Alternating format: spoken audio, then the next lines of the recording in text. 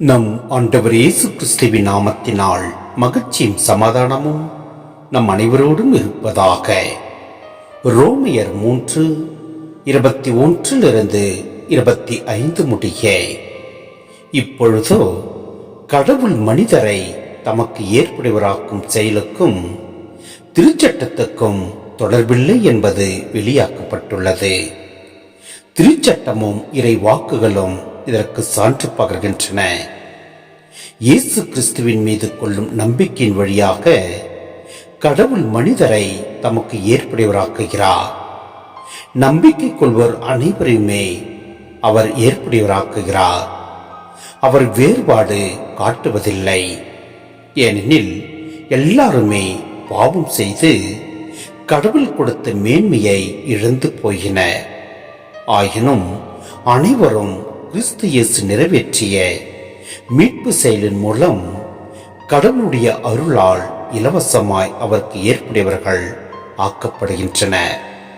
ரத்தம் சிந்தி மனிதனுடைய பாவத்துக்கு கழுவாய் ஆகுமாறு இயேசுவை கடவுள் நியமித்தார்.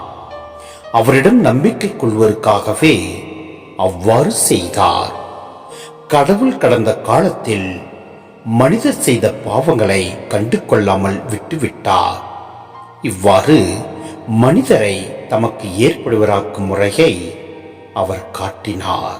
சிந்தனை: எல்லா மனிதர்களும் பாவத்தின் பிடியில் சிக்கியதால் கடவுள் தம் இரக்கத்தினால் எல்லா மனிதரையும் தமக்கு ஏற்படுவராக்குகிறார்.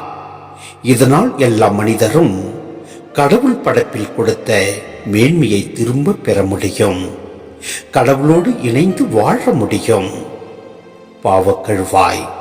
ஆம், உடன்படிக்கை பேழையின் மேல் இருந்த இரக்கத்தின் இருக்கையை பவுல் இந்த இடத்தில் உருவகமாக பயன்படுத்துகிறார். பாவக்கழுவாய் நிறைவேற்றும் நாளில் தலைமை குரு இந்த இருக்கையின் மேல் ஆட்டுக்குட்டியின் இரத்தத்தை தெளித்து கடவுளின் இரக்கத்தையும் பாவத்திற்கு மன்னிப்பையும் மக்களுக்கு பெற்று தந்தார். அந்த ஆண்டின் எல்லா பாவங்களும் மன்னிக்கப்பட்டு கடவுளோடு ஒன்றித்த வாழ்வை புதிய ஆண்டில் மக்கள் தொடங்கினர். இயேசு கிறிஸ்து மூலமாக கடவுள் கடைசி பாவக்கழுவாய் நிகழ்ச்சியை சிலுவையில் நிறைவேற்றினார். இதனால் உலகம் அனைத்தின் பாவங்களும் கழுவப்பட்டன. இதனால் உலகம் முழுவதும் மீட்புக்குரியதாய் மாறுகிறது. இதில் நம்பிக்கை வைப்போருக்கு ஏற்புடைமை கொடையாகிறது. எனவே நம் ஆண்டவரில் முழு நம்பிக்கை வைத்து செயல்படுவோம். ஆமென்.